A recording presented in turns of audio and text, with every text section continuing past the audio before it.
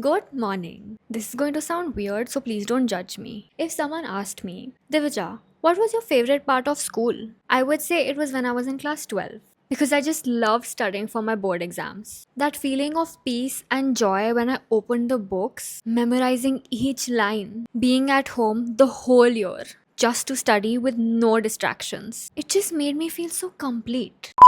Just kidding. I hated it. But I'm serious about the part where I said that I loved class 12. Not because of the board exams, but because it was the last year of my school life. I absolutely hated my school. And I tried so hard to convince my parents to let me change it. But circumstances didn't allow it. Let me give some context. I was in Convent of Jesus and Mary. Yes, I'm going to name the school. It was an all girls convent school. And oh my god, they sure know how to suppress kids. I used to think that it was only my school that was the problem. But after I made a lot of videos on my school experiences, I realized that it wasn't just my school, it was the education system. Even if I had changed my school, I'm pretty sure I would have experienced the same problems on some level. And this video is going to be a deep dive into those problems. So get yourself some popcorn and a glass of water because this video is going to be chatpata.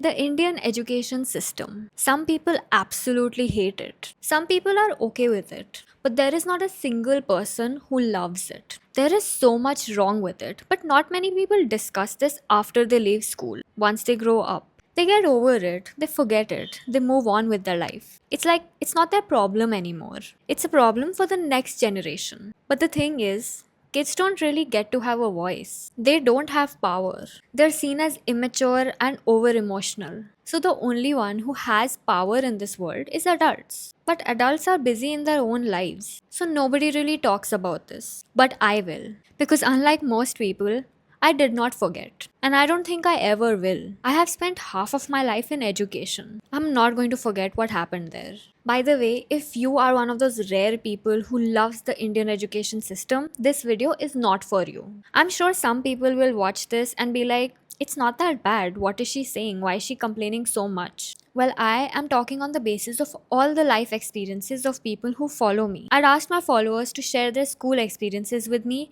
and these are the things that they said. So, if your school life was good, I'm happy for you. But please don't invalidate the experiences of people who actually suffered. Even if what I'm saying is rare and it's an exception and it's not the norm, these things should not be happening in school. So if it doesn't apply to you, it's great. But that doesn't mean that it doesn't happen. Okay, so let's get into it. These are the reasons why the Indian education system is failing. Rote learning. I have a theory that the Indian education system wants us to be perfect employees. And that means employees with no independent thoughts, just following the instructions. Because why else would you only focus on theory and not actual practical learning? They literally reward you if you write the same exact lines from your textbook in the exam paper. I remember we had to write keywords and phrases to get full marks. The keywords and phrases meant exact words, exact lines from the textbook. Like what? And teachers just come, they read things from the textbook, and they leave. How is that teaching? Where is the practical learning? The critical thinking? Now you may be like, it's not always possible to teach critical thinking and practical learning in school. Teachers don't have that much time to take kids outside and help them learn practically. Well, I actually discovered how you can do that once I joined college. Thankfully, even though my school sucked, my college did not follow rote learning. And I did my masters from the UK.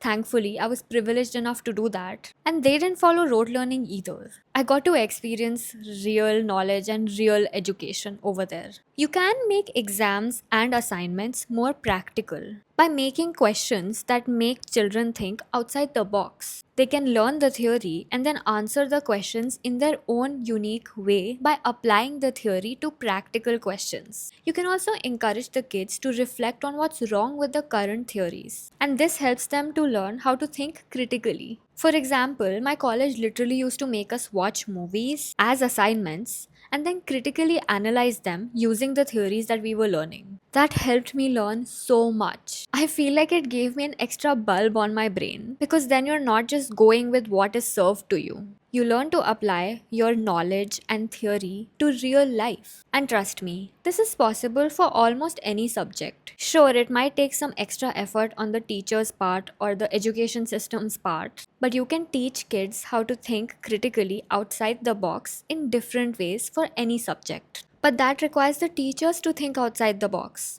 And they haven't learned how to do that because nobody taught them. It's also not very easy to come up with smart, critical questions. So they take the easy way out. Just ask direct questions and make students answer it exactly how it's in the textbook. Nobody has to think outside the box or have a personality. The problem is, because of this lack of critical thinking skills, majority of the people in our country grow up to follow what the society says. It doesn't matter if what the society says makes them deeply unhappy and sad. They have to do what they've been told because they don't know how to carve their own path. They don't even know that that's an option. Sexism. I can go on and on about the examples of blatant sexism and misogyny in our education system. There's literally sexism in our textbooks. I actually found an article where they analyzed the NCRT textbooks and found that the majority of the representation was male. For example, they'll use the pronoun he for everyone. And usually, when they're showing a human being or a person, they'll show a boy with fair skin. Not only that, you'll also notice a lot of gender bias in our textbooks. Men will be portrayed as career driven, never in the kitchen, never cooking, and women will be portrayed as mothers or nurturing or cooking. Apart from this, it's very common for schools to not include boys when they talk about periods. They often take girls to another class to teach them about what periods are, as if boys shouldn't learn about menstruation because they don't get periods. These examples are quite subtle, but there are also a lot of direct examples of blatant sexism. Like uniforms are used as a tool to slut shame little girls. Little girls are sexualized as soon as they step foot into school. They're told they're asking for it or doing it for the attention of boys if they're wearing shorter skirts or if they're wearing ankle length socks. I remember once in my school, I was told that I was trying to attract boys because I was wearing colorful earrings. I was in a girls' school. There were no boys over there. And even if they were, I don't think they would be attracted to my colorful earrings. And if you're talking about like the two male teachers that we had, A, they would not be attracted by colorful earrings, I hope. And B, why are you hiring male teachers who are going to be attracted to little girls and their earrings? What? And then teachers also keep making personal remarks and they get rude in the name of discipline. It is all extremely unprofessional. Another interesting observation that I've made is that girls are often made to wear uniforms that have an Indian attire, like salwar kameez. But the uniform for boys, shorts or pants and shirts. Basically, Western clothes. They never have to wear traditional Indian clothes as the uniform. Our education system is literally promoting that women should be the ones who take forward our culture and our traditions, and it doesn't matter for boys. And we go on to see this in real life too. Just walk on the road and look around you. You'll see that men are almost always in Western clothes, regardless of their social class. But women, they're often in traditional clothes, and if they wear Western clothes, they're often shamed for it or they're made to feel uncomfortable. Girl students are usually also taken for self defense classes, as if they're getting harassed and abused because they don't know self defense, as if it's their fault, as if there's no concept of freezing because you're in shock when something like that is happening. But you'll never see boys being taken for self defense classes and being told that they're asking for it. You might be like, boys don't really need self defense, they're already very strong, apparently, and they don't get abused. Newsflash, they do. And also, okay, I will assume that they don't get abused and they're usually the abusers. How many times have you heard of boys being taken for classes where they're being taught how to respect women? I don't know how to break it to you, but little boys in school are the same boys who grow up to be abusers. Most of the abusers that we know were little boys in school. Or at least they were little boys even if they didn't go to school. You need to teach boys at school level that they need to respect women. And you can do that by showing them equality. That includes teachers and the way they treat students. Teachers should not be slut shaming girls. If you show equality in school, there is a higher chance that the students in that school will grow up with less sexist stereotypes. But if you show students that girls are asking for it, with their clip color, earring color, length of their skirt, length of their socks, and if you show students that boys are always horny, then that's how these people will behave when they grow up.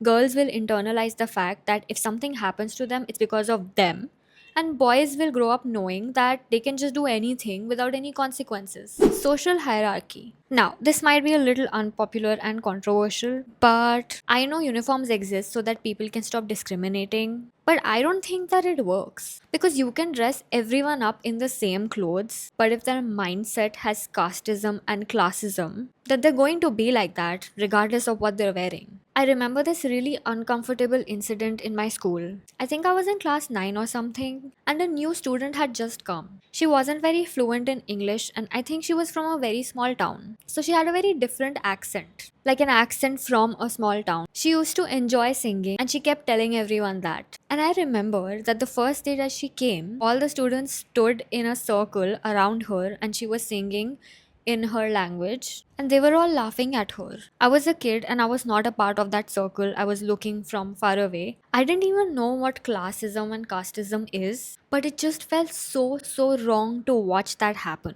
I looked around and nobody else was uncomfortable or creeped out. I don't think I'll ever forget that. I also remember how all the rich kids would continuously flaunt that they're traveling, the brands that they're buying, or going to these expensive restaurants. And you could just tell that they're rich because they wouldn't really talk to people from other socioeconomic backgrounds, and they would just form a group amongst themselves. So even with uniforms, it is very obvious if somebody belongs to a different class or caste because of the way other people treat them. I don't know how to break it to you, but social problems, they don't go away just because you're wearing a uniform. They go away by talking about these problems actively, by making the language and representation in our textbooks more inclusive, by teaching children about stereotypes and discrimination and how these come into existence. And this social hierarchy doesn't just exist based on caste and class amongst the students. You also see a social hierarchy between students and teachers. Teachers are on some next level power trip sometimes because they're portrayed as above students. Like we have to respect them no matter what. Never question what they say, even if they're wrong. And they can just get away with body shaming, slut shaming, and being extremely offensive just because they are teachers. Like they don't have to respect students. Story time. Till class 6, I was really good at math. I used to get like A plus and full marks. And then in class 6, I got a new math teacher.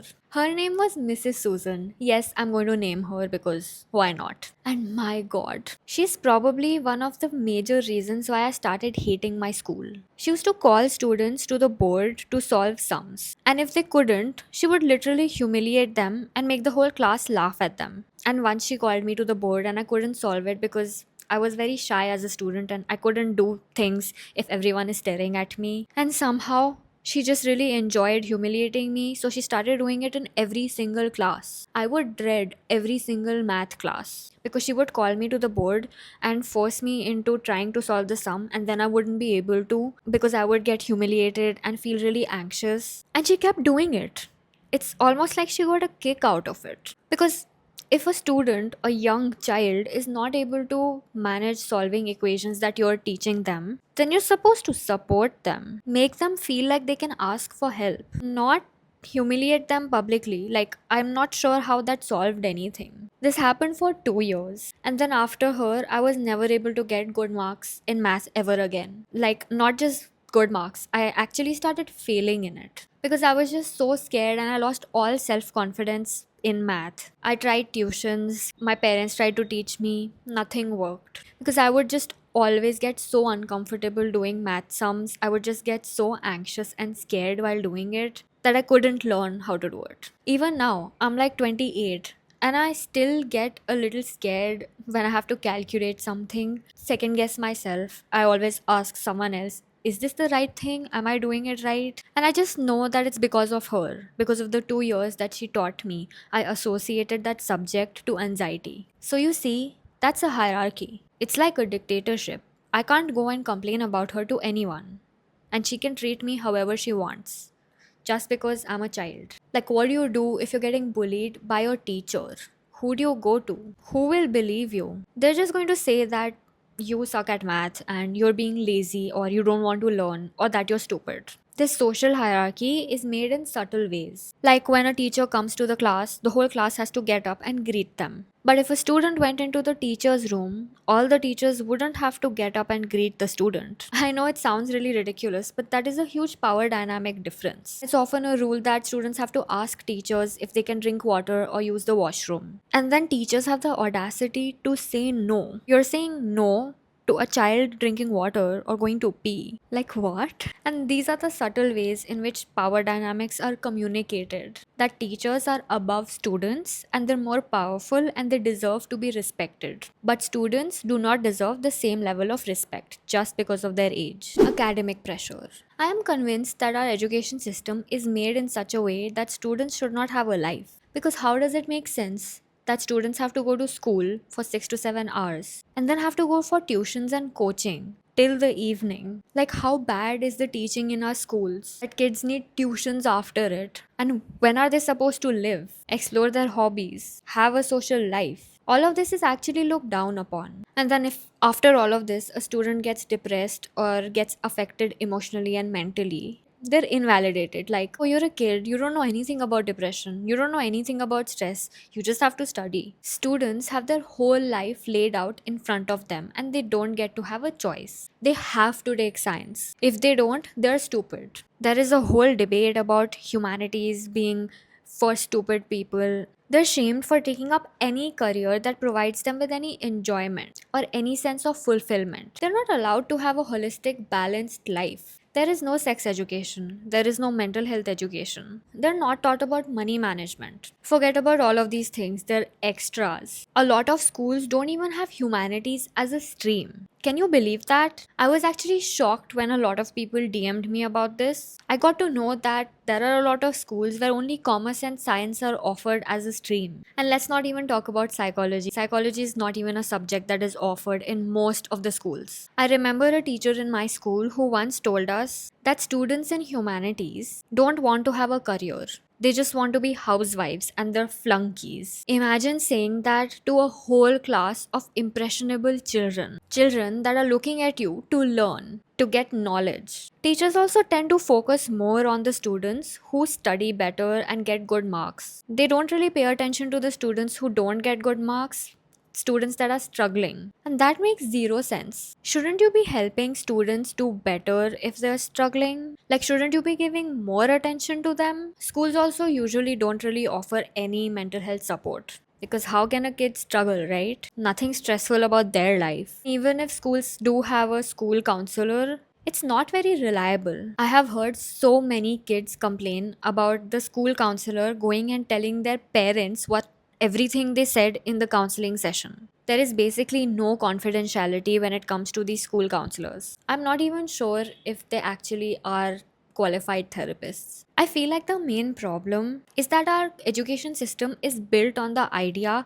that children are stupid, that young people are incapable of making their own decisions. But as an adult, let me tell you, even adults can be stupid. Because if you don't teach balance, equality, critical thinking to kids, they grow up to be the same way in adulthood. Adults who don't have critical thinking, don't believe in equality or balance. These are the same adults who make decisions for school going children.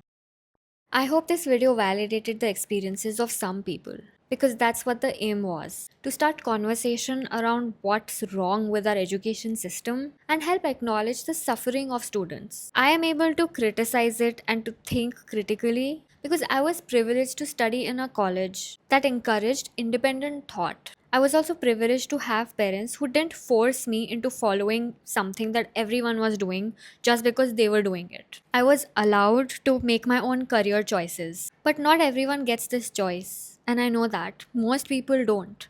Most people are forced into doing things, taking up a career that they don't even have any interest in. Forget interest. They don't even have the skills for it. But they're forced into it by their parents, by the teachers, by the education system. Every child is different. And we are being really unfair to not just the youth of our country, but also our country's progress by not making changes to our education system, our syllabus, teaching methods, and textbooks. Thank you for watching till the end. Don't forget to share and subscribe. Also, if you share this video on your story on Instagram, don't forget to tag me. I would love to see it. Goodbye.